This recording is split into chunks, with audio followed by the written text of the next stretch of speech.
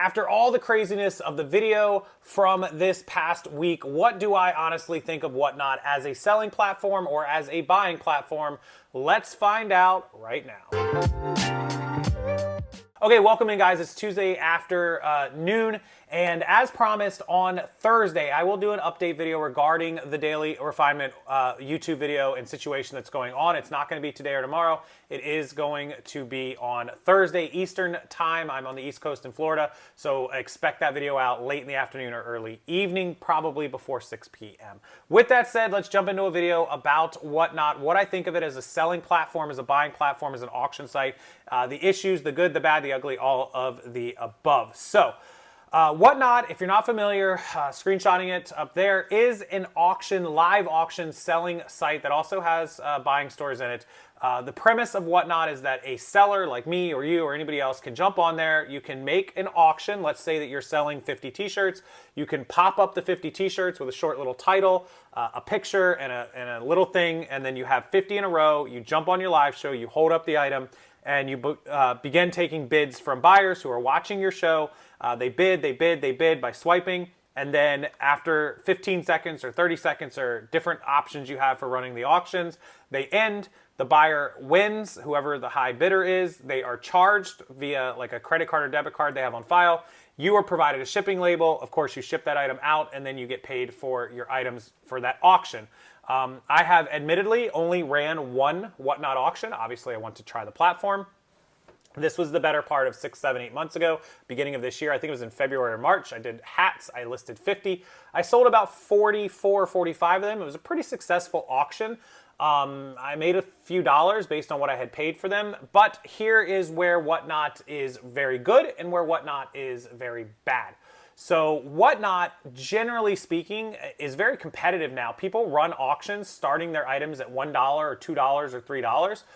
And they might get bid up to $3 or $4 or $5. Some items might get bid up high, but a lot of items sell for $1 and $2. Now the buyers pay the shipping and you pay your fee, 8% plus 2.9% processing. So on a $1 item, you can imagine that you're paying like 40 cents. You might get 50 cents, whatever it is, 55 cents.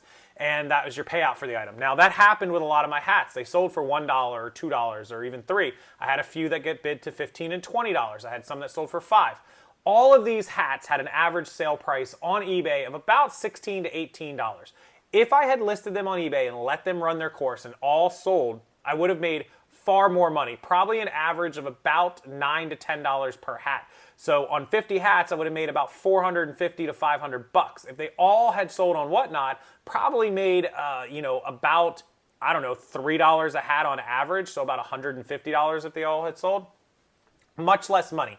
The positive side of WhatNot is that you are moving that inventory, constantly cycling that inventory, and bringing in new inventory, constantly having sales. If you're buying inventory cheap enough, $1 an item, 50 cents an item, and you're getting quality inventory, that's a great way to move the inventory and a great way to keep it flowing, right? When you sit it on eBay, we see people, how many people in the comments section, hands up, in Facebook groups or on social media, see people all the time. I've got 1,000 listings and I only sold 2 today or 3 today or 10 all week or whatever, right? That's bad. When you compare that to like throwing it up on WhatNot or these live auction shows and you're selling 40 or 50 in a night and then 40 or 50 the next night, and by the end of the week you've sold like 200, 300, 400 items, way more than eBay. Now here's where you have to do the math and you have to figure out what makes sense for you. Let's say that you have 500 items and you're selling like 2 a day, right? So you're going to sell 60 for the month on eBay and you're going to average $10 in pocket. You're going to average $600. Can you take that same 500 items, WhatNot auction it every night, do like a 50-piece auction every 3 days, 10 shows, right? Can you make $200 a show, $300 a show, and all of a sudden you've made $2 or $3 grand in a month versus what you would have made $600 or $800 on eBay, waiting and waiting and waiting for items to sell versus just turning them and burning them. So we call that like the slow dime versus the fast nickel, right? You're holding out for more money for that dime slowly versus just turning it over quickly and getting that fast nickel. So you have to sort of do the math and see where you're at. You don't want to sell auction items on WhatNot that are like $50, $60 items and you auction them and you get like $2, $3 for them. You want to auction items that you have a little bit of wiggle room, where you're like, okay, if it sells for $3, that's fine. $4, that's fine. I can still make a little money and just keep turning the inventory over. And so that's a difference in business models. It's how you want to do it. Some people would argue, okay, I'm just going to put it on eBay and just forget it, and I'll just keep building and building and building until I'm making so much money off of the full price of the items that I would never be able to run enough WhatNot shows to catch up to it in volume. So that's something to kind of think about, and something that I've thought about. And I think that I might do some more live auctions. I don't know if I'm going to use WhatNot or if I'm going to do my own Instagram or YouTube, but I'm thinking I might do some live auctions to move more inventory as I start building up some more inventory. With that said, WhatNot as a platform is very easy to use, very simple to load items into it, to run your auction. You get sent emails and shipping labels, so that's very easy. The payouts are pretty quick as you build your account. You get reviews, you can get your money quicker, unlocked quicker, so there's a lot of positives to that. WhatNot has a lot of stuff going for it. It blew up. It's got a lot of social media following. It's got a lot of buzz about it. You can build an organic audience. If you don't have a social media following, it is harder, but it can be done. Having a following on YouTube or Instagram or TikTok or whatever will definitely help you out with that. I don't want to be that person that says, oh, you can build an audience organically, you're going to start off making money. Probably not likely. Doable, but not likely. You're going to have to put a lot of work in if you don't have a following to, or naturally send over there. So let's talk about the elephant in the room, and that is WhatNot's customer service and their talk of people who are not so honest and not so good being on the platform. So WhatNot had a scandal earlier this year. Maybe it was the end of last year. I can't remember exactly when it was, but I remember it happening. End of last year, maybe. There was a football player, not a very famous football player, but a known football player, NFL player from the Jacksonville Jaguars. I could be wrong. He opened a WhatNot auction called Blake's Breaks. And so he dealt in like Pokemon cards and collectible card games. And basically what Blake's Breaks did was he would open a box, and these boxes had like 20 booster packs, 20 packs of cards in them, right? It's one big box, and inside are 20 little packs of cards. And the packs of cards would have like 15 cards inside of them, right? So there'd be 300 cards in a box separated by 20 packs. And he would sell off the packs, like auction the packs. Like, hey, I'm starting the auction at $20. People would bid it up, and then they would pay, say, $50. They'd bid it to $50, and they'd go, okay, I want pack number 8. And then he would auction off all 20 of the packs. This is very common on WhatNot and in a lot of places. And then once all the slots were auctioned off, he would open those packs one at a time and show you what you got. Essentially, it's gambling to a point, sort of gambling, because you're gambling like, okay, some of these packs might have really good stuff. Some of them might have bad stuff. I'm bidding. I'm picking one. Luck of the draw. Let's see what I get, right? Nothing illegal about it. Nothing wrong. A lot of people do it.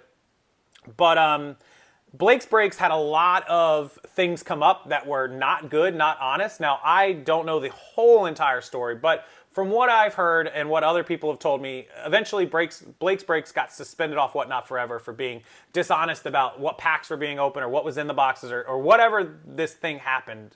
He just got suspended. One of WhatNot's biggest sellers suspended off the platform. So clearly, WhatNot deemed that what he was doing was bad enough to warrant being kicked off the platform. In fact, they've come out publicly and said it, and that's all a fact. That's all happened, right?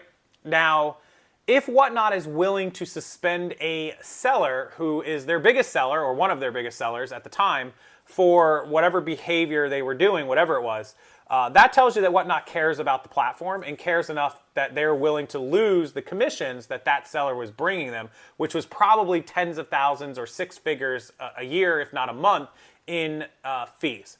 So let's fast forward to the video I made the other day. Again, I don't want to get into that video. I'll do an update on Thursday. But some of the behavior that I was discussing was occurring on WhatNot. Things like not shipping merchandise, things like lying about the value of mystery boxes, which are always a bad thing, guys. I hate mystery boxes. Things like, telling people that giveaways were going to be in certain boxes or this and that, or selling questionable merchandise. Ton of different things that were discussed. Again, I'll update this on Thursday. But these sellers have done things on WhatNot that, in my opinion, I have seen people suspended on WhatNot for much less. I've seen people suspended for much more. And I feel like it warrants an investigation by WhatNot and hopefully some action. Now, the first person, who we all know as Nicole, was reported. Vanessa Vadizrad reported her, and turns out Vanessa was suspended, not Nicole. I asked WhatNot about this when I was in Vegas, and they would not comment on it because A, the two guys that were there were not really involved in that situation, but also because they're not going to give me out that information based on somebody else's transactions. They did say that if Vanessa had been harassing or talking to Nicole or going in her live shows or doing any number of things that could have been deemed harassment, that would have warranted her being suspended, which I don't believe that Vanessa was doing. If people did it on her behalf, they did it on their own free will, not because she told them to directly do it. She wouldn't ever tell somebody to go harass people. Like, she makes videos. There's better ways to do it, right? But either way, even with Vanessa gone, there's still been no further action against Nicole. So do what you want with that information.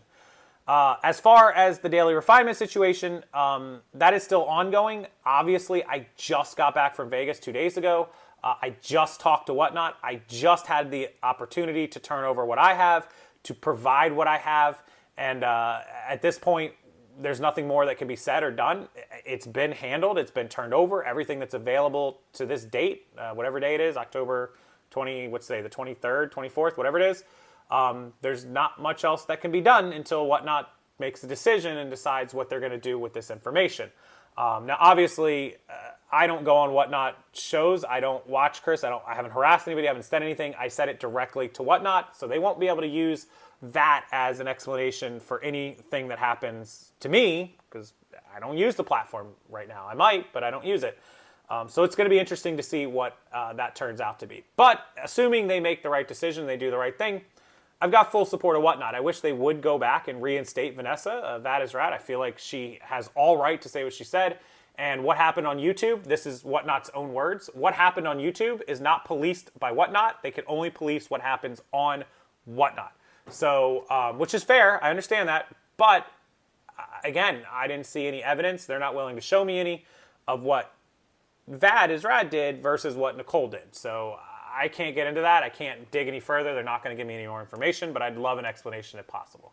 As far as daily refinement, DR, we are going to wait and see, and I'll leave it at that. So my overall opinion of WhatNot is it's a great platform. It's a great place to sell. I highly recommend you try it out. I highly recommend you give it a shot. And, you know, depending on how they decide to handle this, my opinion may change or it may not. We'll see.